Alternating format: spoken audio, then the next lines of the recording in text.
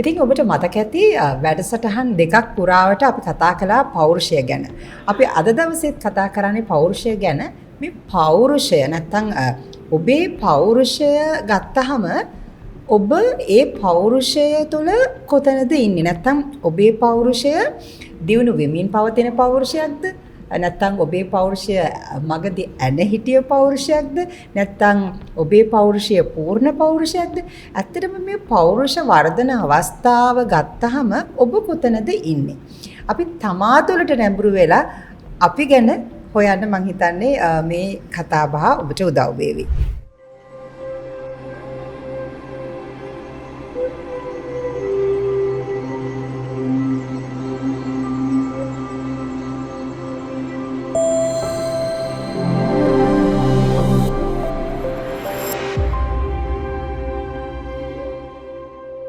Doctor අපි කතාව පටන් ගමුනේ. ඔව් අපේක්ෂා මං හිතන්නේ දැන් අපි කතා කරා පෞරුෂය ගැන වැඩසටහන් දෙකක්. ඔව් අද තුන. හරි අද තුන්වෙනි එක. එතකොට දැන් අපේක්ෂා මතක් කරා වගේ මං හිතන්නේ මෙතන පෞරුෂය කියන කාරණාවේ වර්ධනය ගැන අපි කතා කරනවා. ඒතරේ වර්ධනය ගැන කතා කරනකොට අපේක්ෂා අපිට ගොඩක් පැති වලින් කියන්නේ ගොඩාක් න්‍යායාත්මක කරුණු තියෙනවා. ඔව්. හැබැයි අපිට මේ තියෙන න්‍යායාත්මක කරුණු වලින් වැදගත්ම කෙනෙක් තමයි ඒබ්‍රහම් මාස්ලෝ කියන මනෝවිද්‍යාඥයා. ඒබ්‍රහම් මාස්ලෝ හරි අපූර්ව නිරීක්ෂණයක් නැත්නම් යාගේ සොයා ගැනීම ගණනාවක් තියෙනවා මේ පෞරුෂ සංවර්ධනය ගැන. එයා මොටිවේෂන් ගැන ගොඩාක් කතා කරපු කෙනෙක්. හැබැයි පෞරුෂ වර්ධනය ගැනත් එයා යම් කාරණා ඉදිරිපත් කරලා තියෙනවා. ඒතර ඒබ්‍රහම් මාස්ලෝ පෙන්නනවා මේ පෞරුෂ වර්ධනයේ තියෙනවා කියලා නිකන් කොටස් තුනක්. අවස්ථා තුනක්. එක අවධියක් තමයි පූර්ණ ලෙස වැඩිච්ච පෞරුෂය. ඒක සම්පූර්ණයෙන් වැඩිලා තියෙනවා.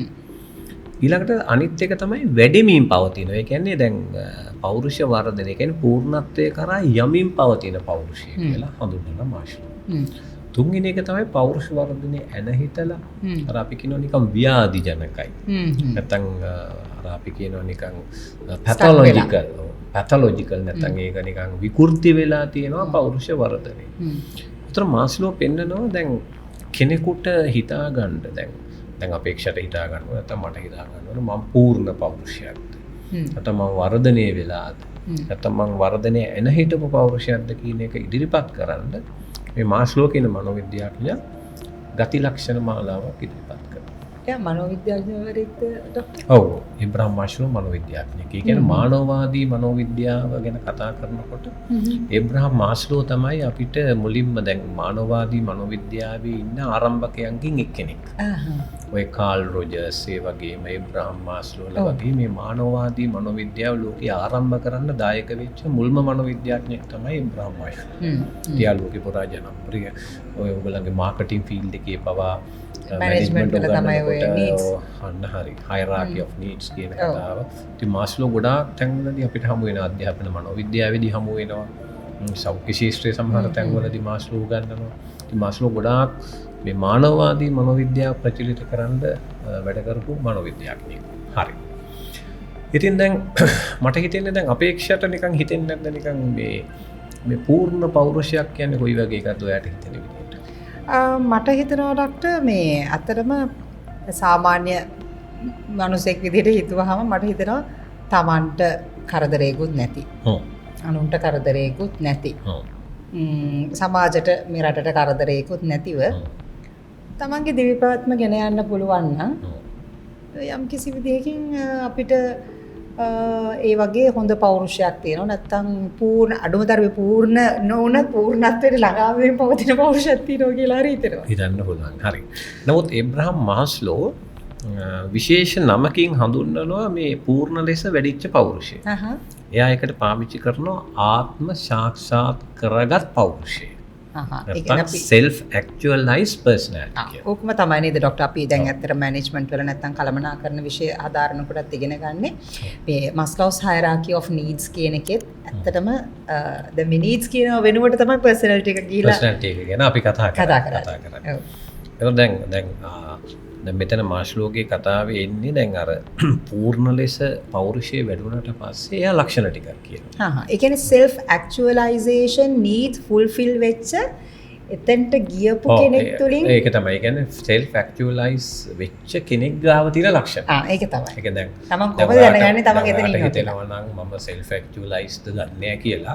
එතකොට මේ ලක්ෂණ ලිස්ට් එක පොඩ්ඩක් බලන්න තමයි අපිට තියෙන්නේ. චෙක් ලිස්ට් එකක් තියෙන. දැන් ලෑස්ති වෙන්න කට්ටියට අපි කියනවා පෑනකුයි පොතකුයි අරගෙන අපි දැන් ලක්ෂණ ටිකක් කියනවා. ඔබ බලන්න ඔබේ පෞරුෂයත් මෙතනට වැටෙන වර්ධනය වෙලාද නැද්ද කියලා. දැන් අපේක්ෂා දැන් උතන තියෙනවා. දැන් ඒ කියන්නේ පූර්ණ ලෙස හම්බුන යථාර්ථය. දැන් අපි මෙතන තියෙන මාස්ලෝගේ පළවෙනි ලක්ෂණය තමයි සත්‍ය. නැත්තම් යථාර්ථය නියමයුරින්ම සංජානනය කරන.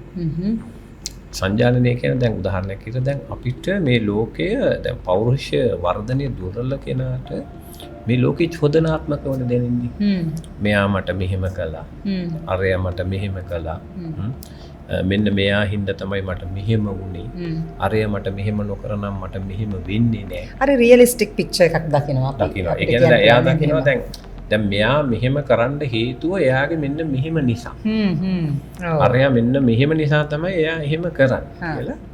අර පුද්ගලයෙක් දිහා විනිශ්චයක් නැතුව ජජ්මන්ට් එකක් නැතුව එයාව විශ්ලේෂණාත්මකව දාර්ශනිකව දැකීමේ හැකියාවක් එනවා මේ පූර්ණ පෞරුෂයට. අනිවාර්යයෙන්. හරිද? ඒ නිසා අර දැන් මට මේ ලෝකේ විනිශ්චයෙන් දැනෙනකොට මං හරි පීඩාවෙන් ඉන්නේ. නේ? මට දැන් මේ ලෝකේ තියෙන බොහෝ දේවල් හැගෙනකොට දැනෙනවා ජජ්මන්ට් එකක් හැටියට. මට මහ විශාල පීඩාවක් ඒක. මිනිස්සු ඒකට හරි බයයි ડોක්ටර්. මම දන්නේ නැහැ මේ මම ආශ්‍රය කරලා තියෙන මිනිස්සුත් ගොඩක් වෙලාවට හරි බයයි තමන් ජජ් වෙයි කියලා. තව කවුරු හරි තමන්ව නිරීක්ෂණය කරයි කියලා. මොකද මේ ඇත්තටම ඉතින් අපි බලනකොට මේ ආත්ම සාක්ෂාත් කරගත් පුද්ගලයන් සෑහෙන පිරිසක් නැහැ මං හිතන්නේ අපි සමාජයේ බලනකොට. මාස්ලෝ කියන්නේ ඊටාම අඩු ප්‍රමාණයක් තමයි ඉන්නේ. ඔව්. නමුත් අර දැන් එයාට වෙන්නේ එයා අන් අය දිහා අන් අයව ජජ් කරලා බලන ස්වභාවය නෑ. ඒක ඊටාම වැදගත් දෙයක්. ඊළඟ දේ තමයි එයාගේ සිතුවිලි සහ චර්යාවේ අපි කියන සොයන් උද්ගත බවක්. දැන් උදාහරණයකට දැන් එයා දේවල් කියන විදිහ, දේවල් විග්‍රහ කරන විදිහ, දේවල් නිරීක්ෂණය කරන විදිහ නිකන් එයාට ආවේනික. එයාගේ ඇතුලෙන් එන අර මීට කලින් අපි ඒ වගේ වහලා නැති ගතියක් එන්න පටන් ගන්නවා. ඒ කියන්නේ ඒතර පේනවා නිකන් යුනික්නස් එකක්. දැන් එයාට ආවේනික විදිහට තමයි ඒව එන්නේ. දැන් ගොඩක් අපේ දේශනා නම් කතාවේ සයිලින් ඉන්නේ කොහෙන් හරි අහුලගත්තේ වනේ අපි සමහර වෙලාවට. කායෙන් හරි අහපු එකක් අපි කියනවා. නමුත් මේ ආත්ම සාක්ෂාත් කරපු පුද්ගලයාට තියෙන්නේ එයාගේම ස්ටයිල් එක. නිර්මාණශීලී එකක්. එයාගේම ස්ටයිල් එකක් තමයි මේ ආත්ම සාක්ෂාත් කරිත පෞරුෂයේ තියෙන ලක්ෂණය. ඊළඟ වැදගත් දේ තමයි මේ ආත්ම කේන්ද්‍රීය බවට වඩා ගැටලු කේන්ද්‍රීයයි කියන්නේ. self centered නැහැ. හැබැයි problem oriented කියලා අපි කියනවා. problem oriented කියන එක පොඩ්ඩක් අපි දැන් අපි හිතමු මෙහෙම දැන් අපි හිතමු දැන් ආත්ම කේන්ද්‍රීය කියන එක අදහස දැන් හැම එකක්ම මට වාසි විදිහට නේ මම විසඳන්නේ. ඒ කියන්නේ තමන් තමයි ප්‍රමුඛත්වයේ තියන්නේ. මොකක්ද දැන් හිතන්නකෝ දැන් මගේ දරුවෙක් වැරදි කළා නම් අපි දැන් දන්නවා වැරදි කළා කියලා. හැබැයි මං කියන්නේ අපේ දරුවෝ ඕවා කරන්නේ නැහැ. අපේ දරුවෝ අපි හොඳට හදලා තියෙන්නේ. ඒතර ඒව වහ ගන්නවා. ඔව්. එයා ආත්ම කේන්ද්‍රීයයි. හැබැයි ගැටලු කේන්ද්‍රීයයි කියන්නේ දැන් මේ ආත්මවාදයක් නෑ. දැන් එයා වැරද්ද කරා නම් දරුවද අල්ලපු ගෙදර ළමයාද එතකොට එතන තියෙනවා කම්පැෂන් හරි සමානාත්මතාවය. ඉක්විලිටි එකක්. ඒතර ඒගොල්ලෝ සමානව තමයි මනුෂ්‍යයව දකින්නේ. ඒතර තමන්ගේ දරුවා වැරද්ද කරත් අල්ලපු ගෙදර ළමයා වැරද්ද කරත් වැරද්ද. නිසා ඔයා ඒ වැරද්දෙන් මිදෙන්න බෑ මගේ පුතා කියලා. අර මුළු මහත් සමාජයේටම ડોක්ටර් කිව්වා වගේ මේ හරි කරුණාවෙන් යුතුව. අන්න කරුණාවෙන් යුතුව මේ දේවල් දකිනවා මේ ආත්ම සාක්ෂාත් කරන පුද්ගලයා. දැන් ගොඩක් අපේ ඔය සමාජයේ තියෙන දේ තමයි තමන්ගේ අය වහගන්න ඕනේ අපි. අපි කරන්නේ තමන්ගේ ළමයින්ව, තමන්ගේ භාර්යාව, තමන්ගේ කට්ටියව වහගන්නවා. ඒගොල්ලෝ අකුලගෙන ලෝකෙට චෝදනා කරනවා අරයා තමයි කරන්නේ නැත්තේ, මෙයා තමයි කරන්නේ නැත්තේ කියලා කියනවා නෑ. මෙතනදී ඒගොල්ලෝ කරන්නේ නෑ අපේ දරුවා කරත් වැරදි. අල්ලපු ගෙදර කෙනෙක් වැරදි. වැරද්ද. ඒ හරි දෘෂ්ටිය හරි පුළුල් වෙලා තියෙනවා නේද ડોක්ටර්? ඒ කියන්නේ හරි කියන්නේ එක්තරා තැනකින් අපි අපේ කියලා මගේ කියන හැඟීම එහාට ගිහිල්ලා මේ අපේ එක හරි වෙනම ලෙවල් එකක් වෙනම ලෙවල් එකක්. ඒ කියන්නේ නිකන් අර ඒක ලේසියෙන් කරන්න බෑ කෙනෙකුට. ඉහළ ප්‍රජානන මට්ටමක්. ඒ කියන්නේ බුද්ධි මට්ටමක්. ඔව්. දැන් ඊට වඩා හරි ලස්සන දෙයක් තියෙනවා මේගොල්ලෝ ටිකක් හාස්‍යයෙන් විනෝදයෙන් සතුටින් තමයි ජීවිතය ගත කරන්නේ. මේගොල්ලෝගේ විහිළු පව හරි ගැඹුරුයි. කියන්නේ ඒගොල්ලෝ හාස්‍ය උපදවන්නේ ගැඹුරු තැනකින්. දැන් අපිට හාස්‍ය උපදවන්න පුළුවන්නේ නිකන් අසභ්‍ය වචන කියලා නේ. ඔව්. නිකන් අර අපි කියන්නේ සාමාන්‍යයෙන් අසභ්‍ය වචන පාවිච්චි කරලා අසභ්‍ය දර්ශන එක අර වැරදි විදිහ අදහස් වෙන විදිහට හාස්‍ය උපදවනවා. හැබැයි මේගොල්ලන්ගේ හාස්‍ය උපදවන්නේ හරි ගැඹුරු තැනකින්. මේ හාස්‍ය ඇතුලේ පණිවිඩ තියෙනවා. මේ පණිවිඩ හරි ගැඹුරුයි. සමහර වෙලාවට ඔබේ බුද්ධිය නිකන් පොඩ්ඩක් අපි කියන්නේ පොඩ්ඩක් කුනිත්තන නිකන් පින්ච් කරන වගේ ඒව තමයි ඒගොල්ලෝ කරන්නේ. එසා ඒගොල්ලොත් එක්ක අර ඉන්න එක හරි විනෝදජනකයි. මොකද ඒගොල්ලෝ හැම වෙලෙම බුද්ධිය කලම්බනවා විහිළු කර කර කොහොම ගැඹුරු කලම්බනයක් කරනවා තව කෙනෙක්ගේ බුද්ධිය ඇතුලේ. ඊළඟට ඒගොල්ලන්ට ඉතාම ඉහළ නිර්මාණශීලී හැකියාව තියෙනවා. ඒගොල්ලෝ අපි කාටවත් හිතා ගන්න බැරි විදිහේ අලුත් නිර්මාණ කරනවා. ඒ නිර්මාණ එළියටම හිතා ගන්න බෑ මේක මෙයා කොහොමද කරේ කියලා. එතරම් විශාල අලුත් විදිහේ චින්තන තියෙන අලුත් විදිහේ නිර්මාණශීලී බවක් තියෙන විශාල චරිත. ඒ නිර්මාණශීලී බව මේ යම්කිසි දෙයකට විතරක් නෙමෙයි මං හිතන්නේ ડોක්ටර් නිර්මාණශීලීත්වය කිව්වම මේ අදහස් තුල නිර්මාණශීලීත්වය නේද? මේ නැත්තම් මේ භාණ්ඩයක් හදනවා හරි නැත්තම් නෑ ඒක නෙමෙයි අදහස්. ඒක නෙමෙයි අදහස් කරන්නේ. නිර්මාණශීලීත්වය කියන්නේ අපි හිතන්නකො දැන් ජීවිතය පිළිබඳ නිර්මාණශීලීත්වය. ඔව්. ඇත්තටම සිතුවිලි වල නිර්මාණශීලීත්වය නේද? හරි නැත්තම් මේ අලුත් භාණ්ඩයක් හදන එක අපි තුන් පොල් ගාන්න අලුත් ක්‍රමයක්. ඒකත් එක්තරා දෙයක්. නමුත් අපි මේ කතා කරන නිර්මාණශීලීත්වයේ චින්තනයේ තියෙන. චින්තනයේ තියෙන වෙනස්. අපි හිතමු දැන් මිනිස්සයා දුක් විඳින්නේ ඇයි කියන එකට නිර්මාණශීලී අදහසක් තියෙනවා. ගැටලුවකට විසඳුම නිර්මාණශීලී ඉදිරිපත් කරනවා. අන්න ඒකයි ඒගොල්ලන්ගේ විශේෂත්වය. ඒ නිසා දැන් අර ඒ නිර්මාණශීලීත්වය කියන එක මේ පෞරුෂයේ තියෙන ගැඹුරු එකක්. ඒක හරි වැදගත් ලක්ෂණයක් මේ ආත්ම සාක්ෂාත් කරගත්ත පෞරුෂය.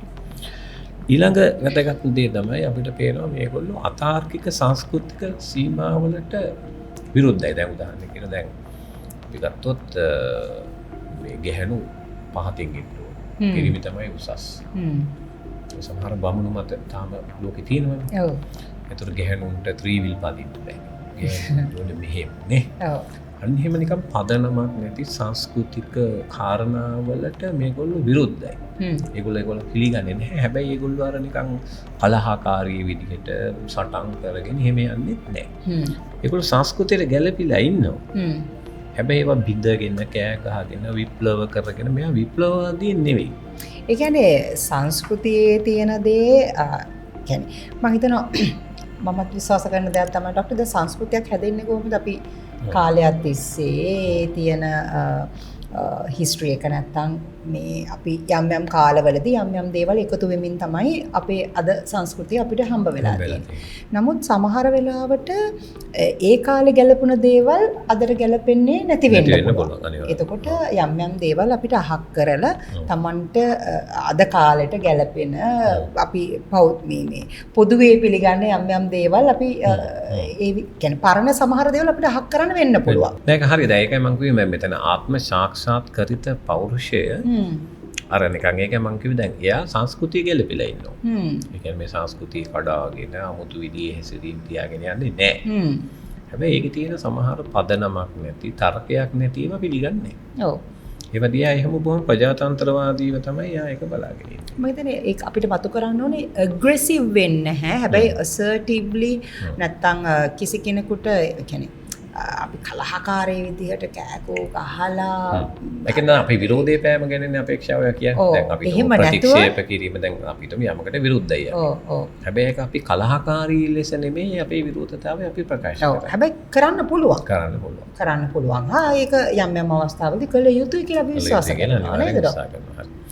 ඊළඟ වැදගත් ලක්ෂණය තමයි මේ මොනවාද අපි කියන මේ ආත්ම සාක්ෂාත් කරන ලද පෞරුෂය. මනුෂ්‍යයාගේ සුභ සිද්ධිය සඳහා මෙයා වැඩ කරන කෙනෙක්. සමහරට වොලන්ටියර් වැඩ කරනවා, සමාජයට ලියනවා, එයා පොත් ලියනවා, මාධ්‍ය සාකච්ඡා මෙහෙවනවා. එතකොට දැන් එයා මේ මිනිස්යාගේ සුභ සිද්ධිය වෙනුවෙන් මිනිස්ය වර්ගයාගේ පැවැත්ම වෙනුවෙන් සිය දායකත්වය සපයන කෙනෙක්. මම හිතන්නේ මුදලට එහා ගිහිල්ලා. එයාට ගිහිල්ලා ඔන්න හරි. නේද ඩොක්ටර්? මුදලට එහා ගිහිල්ලා ෆයිනෑන්ෂල් බෙනිෆිට් එකකට එහාට ගිහිල්ලා. ඒක බොහොම සතුටින් තමන්ගේ ජීවිතයේ යුතුයකමක් සැට සලකලා මේ මනුෂ්‍ය වර්ගයා දියුණු වෙන එක ගැන අධ්‍යාත්මික වශයෙන් සතුටු වෙලා ඔව්. ඒවා ඊටාම විශාල වශයෙන් අර ඉන්ජොයි කරලා ඒ වැඩවලට බැහැලා මේ සමාජ ක්‍රියාකාරීත්වය ඇතුලේ බොහොම දැවැන්ත චරිතයක් වෙනවා මේ ආත්ම සාක්ෂාත් කරන පුද්ගලෙක්. මුළු මනුස්ස සංහතියටම ප්ලෙෂරබල් එක්ස්පීරියන්ස් එකක් දෙන ගමන් මනුෂ්‍යයා වෙනුවෙන් දැවැන්ත මෙහෙවරක් කරනවා. ඒකේ වාසියක් එයා බලාපොරොත්තු වෙන්නේ නැහැ. තව හරි ලක්ෂණයක් තියෙනවා මේ ආත්ම සාක්ෂාත් කරිත පෞරුෂයේ දැන් උදාහරණයක් විදිහට එයා මේ අර ඉනර් සර්කල් එක කතා කරන්නේ. ඔව් ඉස්සර. මෙන්න මේ ඉනර් සර්කල් එකේ ඉන්නේ හරීම ගැඹුරු පුද්ගලයෝ 4-5 දෙනෙක් තමයි මේ ආශ්‍රය කරන්නේ. අනිත් අයත් ඉතින් කතා බහ කරලා ටටා බායි කියලා එහෙම ඉන්නවා. ඔව්. හැබැයි එයා අර නිකන් අර ලুকু ඇසුරකට යන්නේ නැහැ. ඊටාම ගැඹුරු සබඳතා පවත්වන ආත්ම තෘප්තිය එන කීප දෙනෙක්. ඒක ඒගොල්ලන්ගේ තියෙන සුවිශේෂී ලක්ෂණය. කියන්නේ එයා ගොඩාක් වෙලාවට කනෙක්ට් වෙන්නේ හොඳ ගැඹුරක් තියෙන කෙනෙක් එක්ක විතරයි. හැබැයි මේ මට කියනකොට ඩොක්ටර් සමහර වෙලාවට සමහර පෞරුෂ තියෙනවා උදකලා වෙලා කීප දෙනෙක් එක්ක විතරක් සම්බන්ධතා පවත්වන මේ එහෙම කට්ටිය තියෙන. හැබැයි ඒ අය ගැන අපි මොකද දන්නවද? දැන් සමහර අය ඉන්න පුළුවන් ડિප්‍රෙෂන් තියෙන අය. සමහර මානසික රෝගවල අස්සට වෙලා දෙන්නේ තුන් දෙනෙක් එක සම්බන්ධතාව. දැන් අපි තුමු සෝෂල් ෆෝබියා වගේ තත්ත්වයක්. සමහරට අම්මයි තාත්තයි සහෝදරයයි එක විතරයි සම්බන්ධතාව. ඒක නෙමෙයි මේ අදහස්. ඔව් අනිත් එක සමහර අය ඉන්නවා ඩොක්ටර් මේ self centered කට්ටිය. ඒගොල්ලෝ වැඩි කනෙක්ට් වෙන්න යන්නේ නැහැනේ. යන්නේ නැහැ. ඒකට ඒගොල්ලන්ගේ සර්කල් එකත් හරි පොඩි. නමුත් මෙතන එහෙම නෙවෙයි. දැන් මේගොල්ලෝ සබඳතාවයේ ඇතුළේ විශාල තෘප්තියක් ලබනවා. මේ සාකච්ඡා හරි ගැඹුරුයි. දැන් උදාහරණයකට අපි හිතමු මිනිස්සු දුක් විඳින්නේ ඇයි? බුද්ධිමය සාකච්ඡා. ප්‍රඥාව බර සාකච්ඡා. සමහරට ඊටාම දාර්ශනික පදනම කරන සාකච්ඡා තමයි ඒගොල්ලන්ගේ සාකච්ඡා. ඔව්. නිකන් මේ සරල නිකන් ඕපදූප මට්ටමේ සාකච්ඡා නෙවෙයි. නෙමෙයි. ඒතර ඒගොල්ලෝ හැම දිනම මේ සාකච්ඡාව තුලින් තෘප්තියක් ගන්නවා. ඒක විඳිනවා. ඒක තුලින් ඒගොල්ලෝ බුද්ධිමය කලම්බණය කරගන්නවා. ඒ බුද්ධිමය කලම්බණය ඇතුලේ ඒගොල්ලෝ තව ඒගොල්ලන්ගේ ආත්මීය ප්‍රකාශනය වැඩෙනවා. ඒක මම හිතනවා හොඳ විදිහක් ඩොක්ටර් තමන් අපි ඔය කියන කතාව තුළ මේ තමන් තුළට කොයිතරම් නැඹුරු වෙන්න පුළුවන්ද? ඒගොල්ලෝ දිනපතා හරි වැඩි වශයෙන්ම ඒ කියන්නේ මේ දේවල් ගැන කතා කරන ගමන් નિરાයාසයෙන් මම හිතන්නේ තමන්ගේ ඇතුළත් වර්ධනය වෙනවා. තව දුරටත් අනිවාර්යෙන්. ඒ නිසා තමයි ඒගොල්ලෝ මේ ගැඹුරු සබඳතා මෙහෙවන්නේ. ඊළඟ අන්තිම කාරණාව. මේ ආත්ම සාක්ෂාත් කරිත පෞරුෂයේ තියෙන අන්තිම කාරණාව තමයි ජීවිතයේ දේශ පළල්ව. තව වචනයක් පාවිච්චි කරනවා වාස්තවිකව බැලීමේ විශාල හැකියාවක් තියෙනවා මේ අයට. කියන හිතන්න දැන් ඇයි මේ ලෝකය මිනිස්සු ගහගන්නේ? ඇයි මේ යුද්ධ ඇති වෙන්නේ? ඔව්. ඇයි මිනිස්සු දුප්පත් වෙලා ඉන්නේ? ඇයි දුප්පත් මිනිස්සු නැගිටින්නේ නැත්තේ? ඒ පදිහේ අර චෝදනාත්මක නැතු. ඒ පදිහේ මහා පළල්ව දාර්ශනික තරකානුකූලව හේතුවාදීව බැලීමේ මහා විශාල හැකියාවක් තියෙනවා මේ කියන ආත්ම සාක්ෂාත් කරිත පෞරුෂයට. එයා ගොඩක් වෙලාවට ඒක විග්‍රහ කරනවා ගොඩක් හොඳ පළල් ස්ට්‍රක්චර් එකක් ඇතුළේ. මම ඩොක්ටර් අපිට දැනුම වැඩි වෙන්න නැත්නම් මේ අපි කියන්නේ මේ ක්වොලිටි එක්ස්පීරියන්ස් එකක් ලැබෙන්න ඒ ක්වොලිටි එක්ස්පීරියන්ස් එකේ තියෙන අපි කියන්නේ මේ අපි අර ඉස්සරත් කතා වුණා ඩොක්ටර් විවිධ ගුණාත්මක භාවයන් තියෙනවා. එතකොට මේ ඒ වගේ දේවල් අපිට හම්බ වෙන්න අපේ දැනුම අනිවාර්යෙන් පුළුල් වෙනවා. එතකොට අපි දකින මේ පරාසය වැඩි වෙනවා ඩොක්ටර්. අනිවාර්යෙන්. ඒ පරාසය වැඩි. ඒ කියන්නේ අපි අර පර්සෙප්ෂන් එකනේ. ඔව් පර්සෙප්ෂන්. අපේ සංජානනයේ විශාල පරාසයක් එන්න පටන් ගන්නවා. එතකොට අපේ කැපැසිටි එක වැඩි වෙනවා. අපි බ්‍රේන් ඩෙවලොප්මන්ට් කියන්නේ නේද ඩොක්ටර් මේ ප්‍රීෆ්‍රන්ටල් කෝටෙක්ස් එකේ තියෙන කැපැසිටි එකත් වැඩි වෙනවා. ඒකට කොග්නිටිව් තින්කින් වැඩි වෙනවා. ඒ කියන්නේ ඉහළ මට්ටමේ ප්‍රජානනයක් ඉහළ මට්ටමේ සංජානනයක් ප්‍රජානනයක් එන්න පටන්. ඔව් ඒක තමයි. එතකොට මේගොල්ලන්ගේ තියෙන්නේ ඉහළ මට්ටමේ සංජානනයක්. ඔව්. අපි වෙලාවක කතා කරමු ওই සංජානනයේ කිසි මාතෘකාව නේද? ඒක බුද්ධියට හරීම ළඟ. එතකොට දැන් අපි අද කතා කරානේ අපේක්ෂා දැන් අපි කිව්වා මාස්ලෝ කිව්වා පූර්ණ වර්ධනය වෙච්ච පෞරුෂය තියෙනවා. ඔව්. වර්ධනය එන හිටපු පෞරුෂය තියෙනවා. වර්ධනය ආරම්භ වෙලා වැඩමින් පවතින පෞරුෂය තියෙනවා. අපි කතා කළේ අද පූර්ණ පෞරුෂයක තියෙන ලක්ෂණ. දැන් කට්ටිය මං හිතන්නේ ડોක්ටර් ටික් කරලා දැන් බලන් තමන්ට කීයක් තියෙනවද? හැබැයි මේක අපි තේරුම් ගන්න ඕනේ මේ ඊටාම සුළු ප්‍රමාණයයි සමාජයක වර්ධනීය පෞරුෂය ඉන්නේ. දැන් උදාහරණයක් ගත්තොත් දැන් ඔය උදාහරණ තියෙනවා ඒ මම අපි ගත්තොත් ඔය ආගම් ශාස්ත්‍රවරු මහත්මා ගාන්ධි වගේ අය ඊළඟට අපි ගත්තොත් ඔය සමහර ලේඛකයෝ ඊළඟට අපි උදාහරණයක් ගන්නවා ඔය මාටින් ලූතර් කින් වගේ අය අපි අහලා තියෙන විදිහට ඒගොල්ලෝ විද්‍යාඥයෝ හඳුන්වනවා පූර්ණ වර්ධනයේ වෙච්ච පෞරුෂ කියලා. හැටියට ඒ විද්‍යාඥයන් විසින්ම හඳුනාගත්තා හරි. ඒ අර විශාල පළල්ව ලෝකේ වෙනස් කරපු අය. ඔව් ඔව්. ඉතින් ඒක වගේ සමහර දේශපාලනඥයෝ ලෝකේ ඉන්නවා. ඉතා ඉහළ මට්ටමේ පූර්ණ වර්ධනයක් තිබිච්ච අය විශේෂයෙන් ආගම් ශාස්ත්‍රවල ගැන මේ ගැන කතා කරනවා. ඉතින් එහෙමයි ඉන්නවා. සමහරවිට මහාචාර්යවරු විශ්වවිද්‍යාලවල ඉන්න පුළුවන්. සමහරට මේ ගම්වල ඉන්නවා ඉහළ පෞරුෂයක් තියෙනවා. මහලු මේ විශ්වවිද්‍යාල ගිහිල්ලා නැහැ. ඔව් ඩිග්‍රී PhD නැති වුණාට මම හිතන්නේ පෞරුෂය පූර්ණ වෙලා. අපි කතා නොකරන මිනිස්සු ගැන. ඉතින් ඒ නිසා මේ ලේඛකයෝ ගායකයෝ මේ හැම ශිෂ්ටයෙම පූර්ණ වර්ධනය වෙච්ච ඉන්න පුළුවන්. ඒක තමයි මාස්ලෝ විග්‍රහ කරන්නේ. දැන් මම හිතනවා ඔබටත් හොඳ අවබෝධයක් ලැබෙන්නේ නැති හොඳ කෙසේ වෙතත් සාමාන්‍යයෙන් හරි නේද ડોක්ටර්?